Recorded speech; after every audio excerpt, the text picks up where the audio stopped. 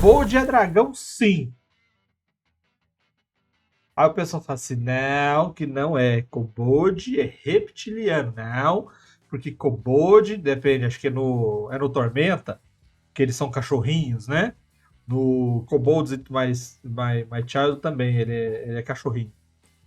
O kobold mitológico é mais cachorro do que réptil. Isso, isso. Mas no D&D, tradicionalmente ele é Não, um dele não. Não. reptiliano, tá? Olha É. os Sons of Skyrim aí, ó, chegando, ó. Ah, é, apareceu a Margarida. A gente começou agora. Apareceu a Margarida, gente. Eu posso falar, É não é da, homofóbico, tá? É uma referência datada, é um arcabouço cultural que vocês têm que ter. da época do Rutin Raquel também. É, exatamente. Porque nós pegamos aí a sugestão do Sons of Skyrim, por isso que nós estamos falando dele aí, que ele sugeriu o tema e não apareceu para ver. Bom, todo mundo fica grilado aí quando eu falo isso daqui, fica assim, não, mas não é, não é, não é. Kobolds são humanoides, por tradição, pequenininhos, tá? Reptilianos. E eles têm algumas características, porque eles geralmente veneram os dragões. E normalmente eles são bastante medrosos. Mas as características deles mais interessantes é que, primeiro, eles têm individualmente uma capacidade de luta bastante fraca, bastante tímida. Tá? Mas, quando você começa a reunir esse bicho em números grandes, e eles começam a cercar, e eles começam a agir em bando, eles começam a dar trabalho. Já falei em outros papos de mestre aqui sobre como eu uso eles. Eles usam engenhocas, eles usam coisas da natureza, eles usam o terreno, eles cercam, eles fazem armadilhas, eles pegam a vítima, né, vamos falar assim, a presa deles e simplesmente cansa ela até ela ser abatida. E eles têm características interessantes, como a capacidade de cavar, construir, modificar e reutilizar equipamentos em seu benefício próprio. Tá? E o fato deles venerarem os dragões deixa muita margem, porque no D&D ele fala o seguinte, ó, eles veneram os deuses e uma divindade menor chamada Kurtumak. Lendas contam que de como Kurtumak serviu a Tiamat nos nove infernos, ou seja, eles cultuam os dragões. E aí a gente extrapola. Eu particularmente, eu extrapolo.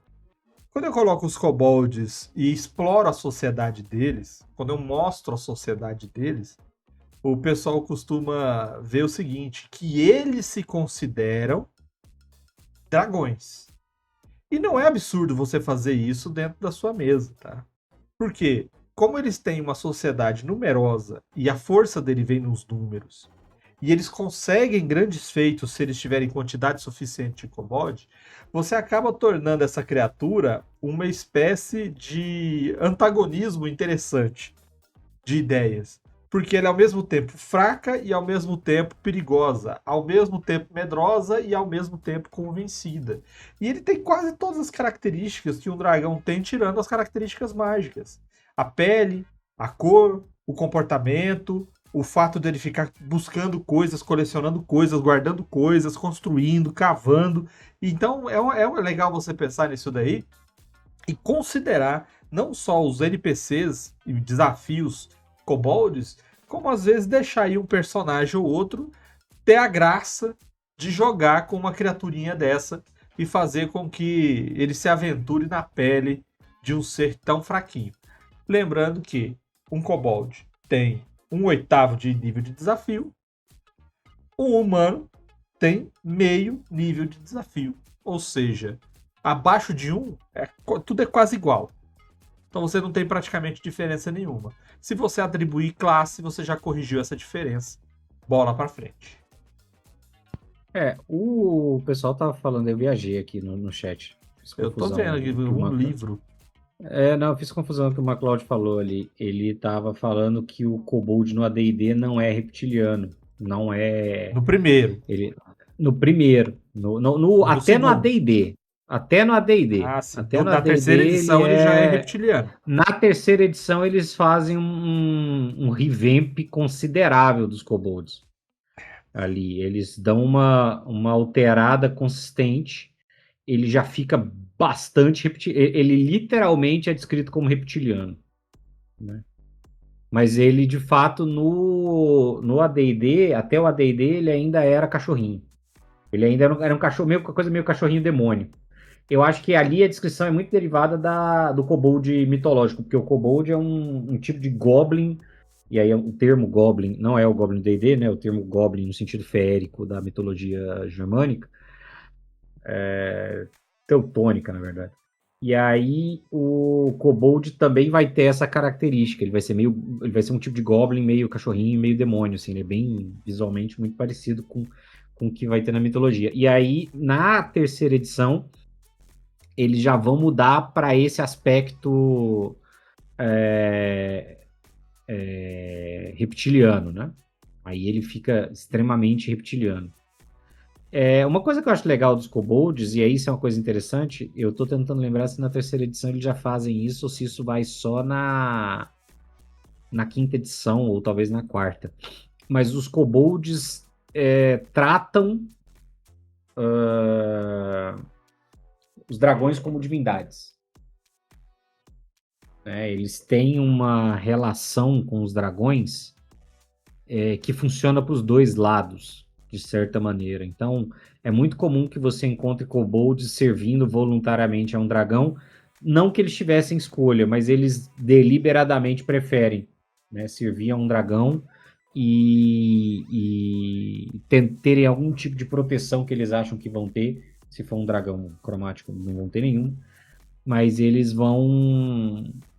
Para eles é uma divindade.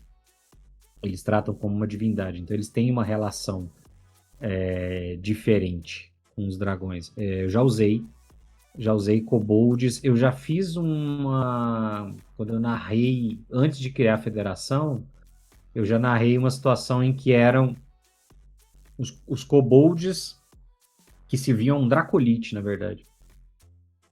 E que, no final das contas, era legal porque eles tinham sido responsáveis pelo processo de criação do Dracolite. Os kobolds tinham. Então, parecia que o Dracolite mandava neles, mas era uma coisa meio. O Dracolite servia a eles. Eles tinham uma relação em que eles não entendiam o que estava acontecendo um com o outro. E foi bem legal. Eu gosto muito de kobold. Eu acho kobold melhor do que Goblin. Eu sempre trato kobold como uma alternativa. Sei lá, na minha cabeça os kobolds são mais inteligentes e organizados do que os goblins. Eu acho o goblin uma coisa muito caótica, o kobold me parece uma coisa mais leve. E eu acho o kobold como raça jogável muito legal. O quinta edição tem, né? Regra específica. Eu acho que sim, apesar E... que as regras de jogar com monstro não são complicadas, né? As Não, mas adaptações, a maioria eles delas são criaram, simples. né? Eles se deram ao trabalho de criar as regras para as espécies incomuns, né? E os kobolds foram uma delas. Tem Uma regra coisa para que jogar de kobold, assim como tem de goblin. o que o pessoal esquece muito aqui na quinta edição existem kobolds alados. Tá? O pessoal Tem. esquece, e eu mesmo esqueço, porque quem que imagina kobold voando, né? Mas está escrito aqui que existe uma categoria, né? Existe um tipo de kobolds que nasceram com asas e podem voar. São conhecidos como urds.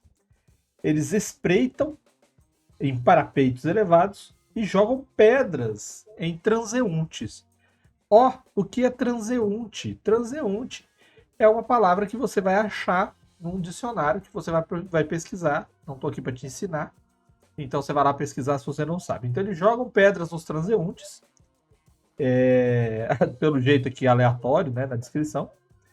E elas são vistas como os dádivas de Tiamat. Que quem não sabe, Tiamat é a rainha, né? É a fêmea. Então, mais tarde a gente vai É a falar disso, rainha, né? É a a rainha rainha dragão. dragão. E ela é fêmea porque se fosse macho ia ser Tiamat, né? Não Tiamat. Isso. Voltando E, à piada do Tio Mate mais cedo. é... outra coisa, outro fato interessante aqui é que os kobolds que não têm asas têm inveja dos kobolds que têm asas. Igual os humanos, né? É, todos os humanos têm asa dos humanos que têm asas. Opa, tem inveja. Tem inveja. Todo mundo que não Exato, tem asa tem inveja do mundo que tem asa. exatamente.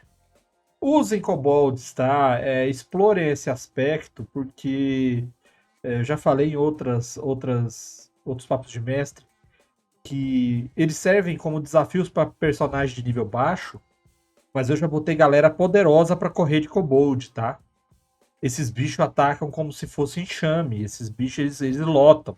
Se você tem uma comunidade de kobold no meio do mato, perto das fazendas, você não consegue destruir eles fácil, não. Então, eles são muito versáteis, muito inteligentes, e eles conseguem construir muitas coisas derivadas de objetos e mecanismos humanos, tá? É bem legal de usar.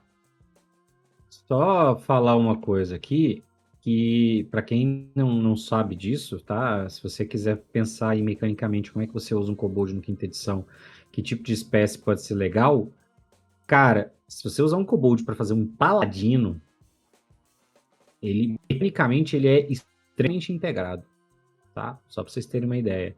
Porque o kobold tem uma habilidade chamada Grito Draconiano, que é basicamente você dá um grito e você afeta todos os inimigos que estão até 3 metros de você. E o significado, o que isso faz? Até o próximo turno, você e seus aliados têm vantagem em todos os ataques contra os inimigos que te ouviram. E ele pode usar isso um número de vezes igual à proficiência. Então, um kobold paladino de nível 7 pode usar isso 3 vezes por descanso longo, o que é muito forte. Isso dá vantagem para todos os ataques que forem realizados contra os inimigos que estiverem até 3 metros de você. É basicamente um grito de guerra, basicamente uma aura. E você ainda pode combinar isso com outra coisa que é o legado draconiano, que é o legado kobold, porque você escolhe uma das coisas, e uma das coisas que você pode ter é uma capacidade natural, você tem vantagem para resistir a amedrontamento. Essa é uma possibilidade, ou seja, o kobold é quase uma espécie naturalmente preparada para existir como paladino, como um líder. Ele tem um grito de guerra que facilita as coisas e ele não tem medo. Ou você pode escolher, ao invés disso, pegar já nascer com um truque que você pode usar à vontade da lista de feiticeiro. Você pode fazer um kobold paladino que tem o grito de guerra e tem, por exemplo, a lâmina da chama verde, que é forte pra caramba. Então, assim, fica a sugestão, pense sobre isso.